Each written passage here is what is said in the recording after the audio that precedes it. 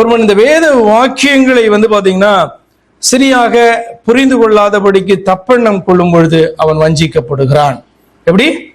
வேத வாக்கியங்களை, நமக்கு அருளப்பட்ட இந்த வேத வாக்கியங்களை சரியாக புரிந்து கொள்ளாதபடி தப்பெண்ணம் கொள்ளுகிறதான எந்த ஒரு மனிதனுடைய ஆத்மாவாக இருந்தாலும் அது வஞ்சிக்கப்படுகிறது. இரண்டாவதாக, நமக்கு கொடுக்கப்பட்டிருக்கிறதான இந்த வேத வாக்கியங்களை சரியாக புரிந்து கொள்ளாதபடி தப்பெண்ணம் கொள்ளுகிறதான மனிதன் அந்த வார்த்தைகளை பயன்படுத்தும் பொழுது அவன் அநேகரை வஞ்சிக்கிறவனாக காணப்படுகிறான்.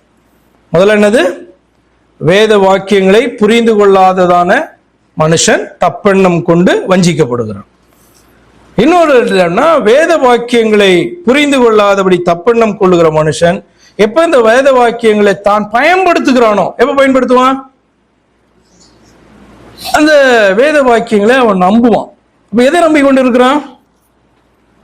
தப்பெண்ணம் கொண்டு தவறான ராங் கான்செப்ட்ஸ் குள்ள வந்துட்டான்.